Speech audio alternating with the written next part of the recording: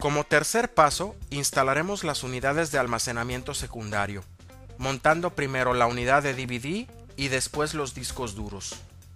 Seleccione una bahía de 5 pulgadas disponible y retire la tapa frontal. Ahora, columpie la lámina interna hasta que se quiebre. Procure hacer esto con mucho cuidado para no cortarse los dedos.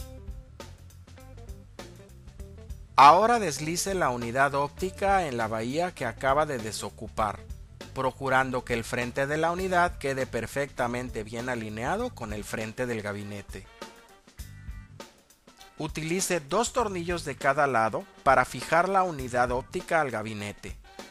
En el caso del que se seleccionó para este ensamble, basta con oprimir un botón, dado que fue diseñado para trabajarse sin herramientas.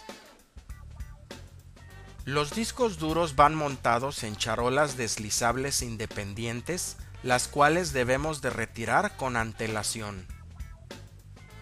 Extraiga el disco duro de su bolsa antiestática y colóquelo en la bandeja. Procure que los contactos de datos y corriente queden orientados hacia la parte posterior de la misma. Fíjelo ya sea utilizando tornillos o, como en este caso, los broches de plástico especiales incorporados. Ahora devuelva la charola a la posición en la que se encontraba originalmente. Repita la misma operación para todos los discos duros que desee montar en su sistema.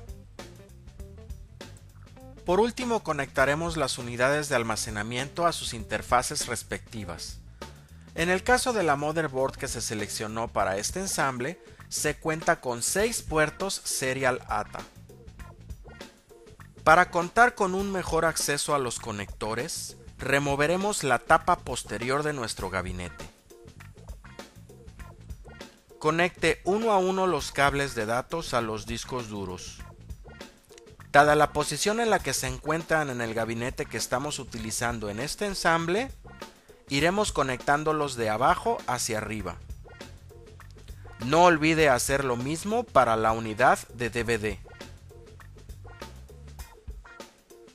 Ahora, conecte el otro extremo de cada cable en los puertos correspondientes de la tarjeta madre.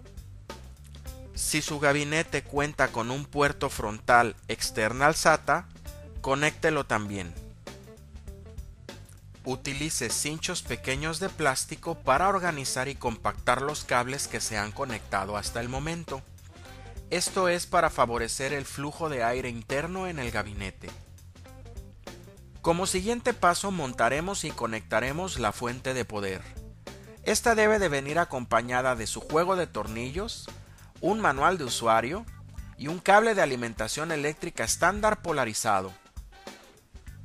Las fuentes de poder pueden ir colocadas en la parte superior del gabinete o, como en este caso, en la parte inferior. Los orificios para sujetarla no son simétricos, por lo que hay que estar bien seguro de la posición correcta antes de comenzar a atornillarla. Por regla general, los cables de corriente que salen de la fuente de poder quedan del lado de la motherboard. De manera similar a como cuando montamos la tarjeta madre en el gabinete, presente cada tornillo en su lugar dándoles tan solo un par de vueltas. Ya que estén los 4 en su posición, atorníllelos completamente. Tenga cuidado de no excederse en el torque para no dañar ni los tornillos ni la fuente de poder. Ya con la fuente fija en su lugar, desenrede e identifique cada uno de los cables. Apóyese también en el manual de usuario de su tarjeta madre para identificar los sockets en donde habrá de conectarse cada uno.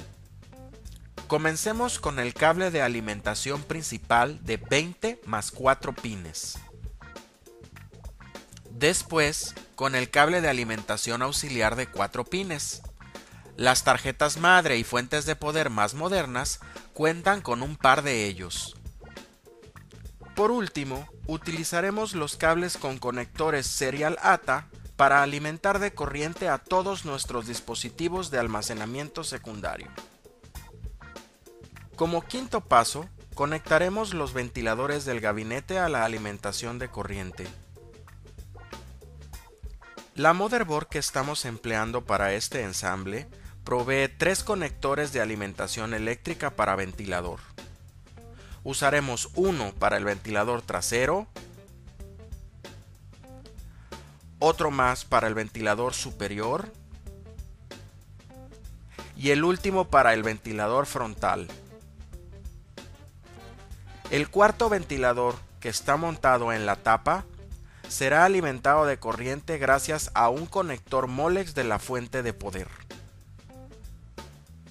Esta es la última conexión que realizaremos antes de cerrar el gabinete, por lo que es un buen momento para recoger y encinchar todos los tramos sobrantes de cables de corriente y de datos. Procure dejar a la mano el conector Molex que utilizaremos para alimentar de corriente al último ventilador. Coloque y atornille la tapa posterior. Ahora recargue a un lado del gabinete la tapa con el ventilador y realice la conexión. Finalmente, coloque la tapa con el ventilador en su lugar y sujétela con sus tornillos.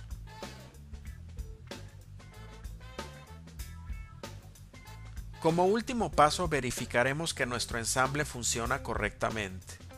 Para ello necesitaremos de un monitor y de un teclado, los cuales debemos de conectar previamente en la parte trasera de nuestro CPU. Además, debemos de conectar la fuente de poder a la corriente y encenderla en caso de que esté apagada. Ahora presione el botón de encendido del gabinete. Verifique que tanto la luz de encendido general como la luz de actividad del disco duro funcionen correctamente.